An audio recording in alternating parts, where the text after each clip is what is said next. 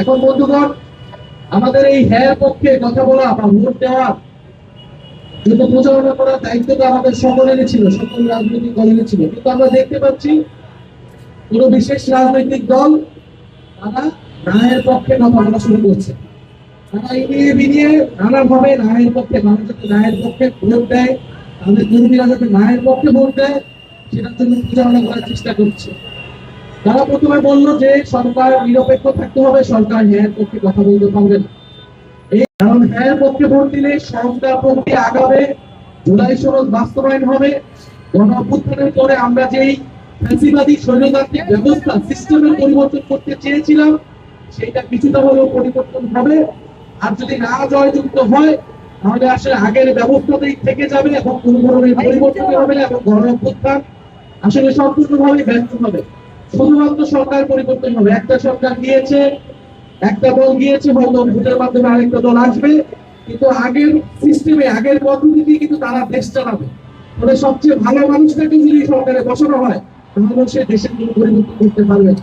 এই জন্য আমরা বলছি আপনারা ন্যায়ের পক্ষে, সংস্কারের পক্ষে ভোট দিবেন এবং জনমত নির্বিশেষে আমরা সংস্কারের পক্ষে, হ্যাঁ পক্ষে ক্যাম্পেইন করবো। সেটার জন্যই আজকের এই উদ্যোগটা। আমরা এরকম আরো অনেক উদ্যোগ এই পুরো ইলেকশনের গুরুত্বপূর্ণ দিব। ইলেকশনের দিন পর্যন্ত আমরা হ্যাঁ পক্ষে এবং 11 দলীয় জোটের পক্ষে আমরা ক্যাম্পেইন চালাবো।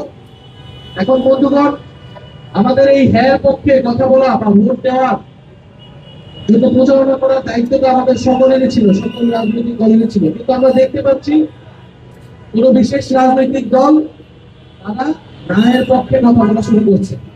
তারা এগিয়ে বিনিয়ে নানাভাবে রায়ের পক্ষে, মানুষ যাতে রায়ের পক্ষে ভোট দেয়, তাদের কর্মীরা যাতে রায়ের পক্ষে ভোট দেয়, সেটার জন্য প্রচারণা করার চেষ্টা করছে। তারা প্রথমে বলল যে সরকার নিরপেক্ষ থাকতে হবে, সরকার হ্যাঁ পক্ষে কথা বলতে পারবে না।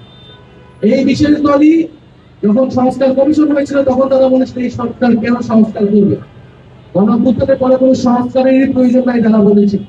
কিন্তু আমরা বলেছিলাম সংস্কার করতে হবে, সংস্কারই গণঅভ্যুত্থানের প্রধান এজেন্ডা, বিচার সংস্কার।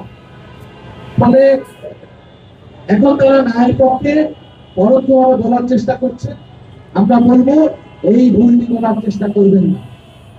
যদি ন্যায়ের পক্ষে চলে যান তাহলে জনগণের বিপক্ষে আপনারা চলে যাবেন এবং ন্যায়ের পক্ষে যারা থাকবে তারা নির্বাচনও জয়ী হতে পারবে না বলে আমরা বিশ্বাস করি।